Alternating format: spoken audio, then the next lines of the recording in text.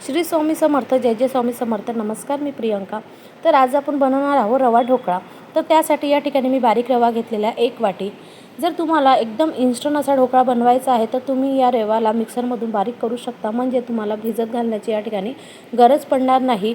जर तुमच्याकडे वेळ कमी असेल तर, नाही तर तुम्ही जसा डायरेक्ट जो बारीक रवा मिळतो तसा तुम्ही घेऊ शकता. तर मी घेतला या पद्धतीने. तर मी या ठिकाणी डायरेक्ट या ठिकाणी रवा घेतलेला आहे, बारीक रवा. तर 1 वाटी मी या ठिकाणी बारीक रवा घेतलेला आहे आणि त्याच वाटीने पाऊण वाटी या ठिकाणी दही घेतलेलं आहे आणि चवीप्रमाणे यामध्ये घातलेलं आहे मी मीठ. तर सगळे साहित्य आपण व्यवस्थित मिक्स करून घेऊया. तुम्हाला जर आंबट ढोकळा आवडत असेल तर तुम्ही या ठिकाणी आंबट दही या ठिकाणी वापरू शकता. मी साधारण जास्त आंबट नाही अशा पद्धतीचं दही मी या ठिकाणी वापरलेलं आहे. सर्व साहित्य व्यवस्थित आपल्याला मिक्स करून घ्यायचं आहे आणि थोडे थोडे पाणी टाकून आपल्याला याचं बॅटर असं तयार करून घ्यायचं आहे. तर अशा पद्धतीने तुम्ही बघू शकता, लागेल तेवढं मी यामध्ये पाणी ॲड केलेलं आहे आणि याला मिक्स केलेलं आहे.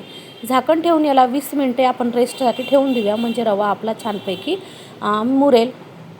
त्यानंतर ग्रीन चटणी आपण या ठिकाणी बनवून घेऊया ढोकळ्यासाठी. तर या ठिकाणी मी मिक्सरचं या ठिकाणी भांडं घेतलेलं आहे. यामध्ये घातलेली आहे कोथिंबीर, मिरच्या घेतलेल्या आहे 3, याला अर्ध्या कट करून घेतलेल्या आहे. भुजिया शेव घेतलेली आहे. तुम्ही या ठिकाणी कोणत्याही प्रकारची नमकीन घेऊ शकता. तुम्ही आलू भुजिया देखील या ठिकाणी घेऊ शकता. लिंबाचा रस घेतलेला आहे, तो आपण यामध्ये घालूया. त्यानंतर यामध्ये आपण चवीप्रमाणे मीठ घेऊया. त्यानंतर यामध्ये आपण थोडी साखर घालूया, म्हणजे आपल्याला आंबट गोड अशी चटणी पाहिजे. त्यासाठी मी या ठिकाणी साखर यामध्ये घातलेली आहे. थोडे पाणी टाकून बारीक असा आपण मिक्सरमधून याचा पेस्ट असा तयार करून घेऊया. तर या ठिकाणी बघू शकता अशा पद्धतीचा मी या ठिकाणी पेस्ट तयार करून घेतलेला आहे आणि ढोकळ्यासोबत खाण्यासाठी आपली चटणी या ठिकाणी रेडी आहे. त्यानंतर या ठिकाणी 15 ते 20 मिनिटं झालेले आहे आणि आपला रवा छानपैकी मुरलेला आहे. तर याला आपण व्यवस्थित असं एकदा आपण हलवून घेऊया. त्यानंतर यामध्ये मी 1 चमचा या ठिकाणी तेल घातलेले आहे, जेणेकरून जो आपला ढोकळा आहे तो म्हणजे असापैकी सॉफ्ट असा तयार होणार. त्यासाठी मी यामध्ये घातलेलं आहे तेल आणि पुन्हा याला एकदा मी व्यवस्थित असं फिरवून घेतलेलं आहे. यामध्ये पाण्याची आवश्यकता नाही आहे. त्यानंतर यामध्ये मी इनो घेतलेला आहे. 1 बंदा जो पॅकेट आहे तो इनोचा घेतला आहे, तो यामध्ये घातलेला आहे आणि लगेच याला मस्त असं फिरवून घेतलेलं आहे.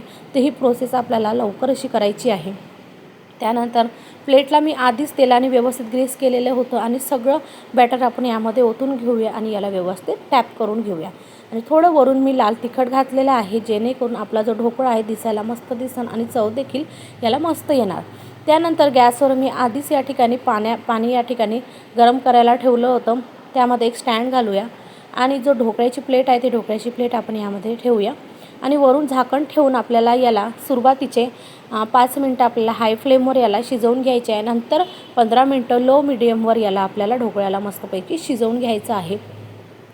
तर या ठिकाणी 20 मिनटं झालेले आहे आणि आपला ढोकळा मस्त असा शिजलेला आहे. तर शिजला आहे तर कसं ओळखायचं, मी एक टूथपेस्ट घेतलेली आहे, तर यामध्ये आपण टाकून बघूया. क्लीन निघालेली आहे, तर याचा अर्थ आपला ढोकळा या ठिकाणी शिजलेला आहे. गॅस बंद करून घेऊया आणि ढोकळ्याला आपण थंड करून घेऊया. त्यानंतर आपण ढोकळ्यासाठी या ठिकाणी तडका तयार करून घेऊया.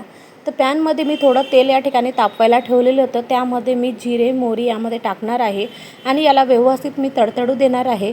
जर तुम्हाला यामध्ये हिरव्या मिरच्या किंवा कढीपत्ता जर ॲड करायचा आहे, तुम्ही तो देखील यामध्ये ॲड करू शकता. मी अतिशय सिंपल असा या ठिकाणी तडका तयार करून घेतलेला आहे आणि जो तयार तडका आहे तो आपल्याला ढोकळ्यावर व्यवस्थित आपल्याला सोडून द्यायचा आहे आणि चमचेच्या साहाय्याने याला व्यवस्थित आपल्याला स्प्रेड करून घ्यायचं आहे.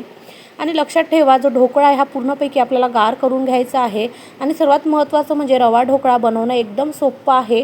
मस्त याचे पीसेस असे बनवून तयार होतात आणि बिलकुलही याचे जे पीसेस आहे ते प्लेटला चिकटत नाही.